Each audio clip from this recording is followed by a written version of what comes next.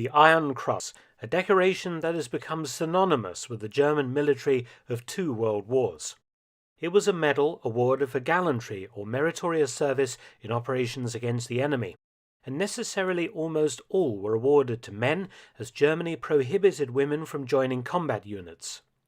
But you may be surprised to learn that in World War II, somewhere in the region of 40 women did actually receive this decoration under the same criteria as men for battlefield heroism. The majority were army nurses, who received it for valorous acts of self-sacrifice, rescuing wounded under fire or saving patients in air raids and artillery strikes. A couple of the awardees were famous female test pilots, Melita Countess von Stauffenberg and Hanna Reitsch. But perhaps half a dozen Iron Crosses actually went to women who took up arms against the enemy and fought alongside male soldiers in battle. This is what this video concerns itself with. During World War II, 500,000 women served in the German armed forces. They served as nurses, communications clerks, headquarters personnel, and some served as so-called flak helpers, not manning the guns but the direction finding and radar equipment, and sometimes hauling ammunition.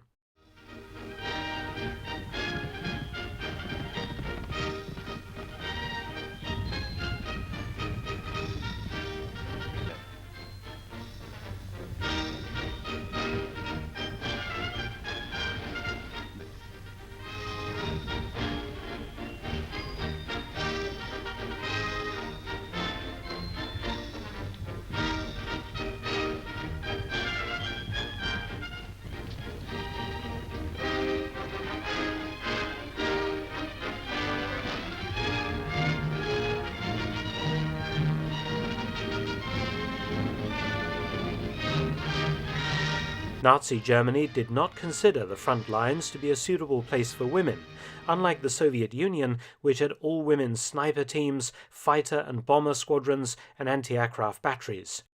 Britain also had all-female anti-aircraft units, as well as female pilots in the non-combat air transport capacity, as did the Americans and many other Allied nations, where millions of women served in uniform.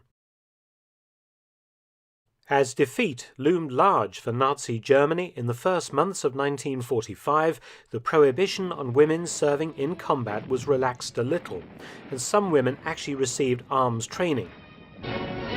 Auch Frauen können diese Waffe mit Leichtigkeit bedienen.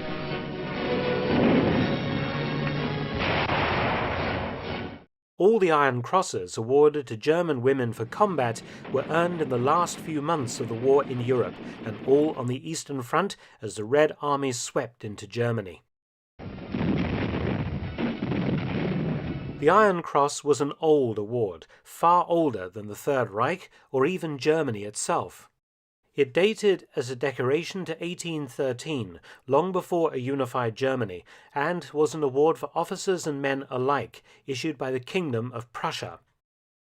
A simple but striking design, it went through little alteration up to its reissue under Hitler in 1939. And that's why all World War II Iron Crosses bear the date 1939, irrespective of the date of the award. By World War II, the award consisted of several grades, each with different versions of the Iron Cross. The lowest was the Iron Cross Second Class, some 4.5 million being awarded during World War II. It was only worn in the full medal version for the first day of the award, and in full-dress uniform. Thereafter, only the ribbon was worn through the second buttonhole of the tunic. The next level up was the Iron Cross First Class, awarded 300,000 times, including twice to women. This was worn on the left breast pocket as a badge. Next up was the most famous level, the Knight's Cross, worn around the neck.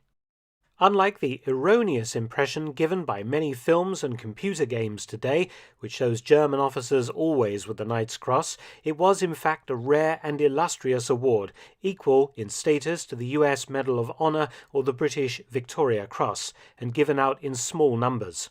Just over 7,000 were awarded during World War II. Many men won more than one Knight's Cross, so special devices were affixed to the medal to show this. The Knight's Cross with oak leaves indicated 2 awards, with oak leaves and swords 3 awards, and oak leaves, swords and diamonds 4 Knight's Crosses. And the rarest, the Knight's Cross with golden oak leaves, swords and diamonds for 5 awards. This last level was awarded only once to famous Stuka pilot Hans Ulrich Rudel. But there was one more grade above the Knight's Cross, the Grand Cross of the Iron Cross, founded in 1813 and resurrected by the Nazis. The Grand Cross was also only awarded once in World War II, to Hermann Göring, head of the German Air Force. Regarding female recipients of the Iron Cross, records are incomplete, and due to the confusion of the last months of the war, a lot of material has been lost. But several combat actions do stand out and can be reconstructed. The Soviet advance west had reached the Oder River by early February 1945, and here the Red Army halted to consolidate the gains it had made in 3 weeks of heavy fighting through Poland and East Prussia. The Oder River was defended by a motley collection of worn-out infantry, Panzergrenadier and Panzer divisions, supported by a wide variety of emergency formations, including Volkssturm Home Guard units and Hitler Youths from towns on the river's west bank. The Red Army was regrouping for the final drive on Berlin, but continued to conduct local operations and strong patrol activities. Fürstenberg was one such river town to come under threat. The 2nd of April 1945, Soviet troops crossed the Oder to the north near Aurit and pushed into the Ziltendorfer Valley. On the 3rd of April, the 600-meter-long bridge at Fürstenberg was blown up in the nick of time, preventing a direct Soviet crossing at the town. The young pioneer who was killed setting off the charges, Justus Jürgensen, was subsequently awarded the Knight's Cross for his heroism and self-sacrifice. Red Army forces crossed the Oder on the 3rd of April, 1.5 kilometers south of the town at Lewitz.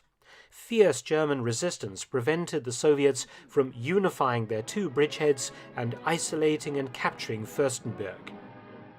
Commanding in the town was Major Kedzin of the 98th Grenadier Regiment. One of the women soldiers on duty was a signaller named Erna Herzekorn. During the fighting around the town's perimeter, Herzekorn, under her own initiative, armed herself and, leaving her post, which was under fire, gathered together a group of teenage Hitler Youth boys. Carrying rifles and Panzerfausts, Herzekorn led the ad hoc battle group forward to reoccupy a village on the Fürstenberg perimeter that had been evacuated earlier, ordering her soldiers into defensive positions.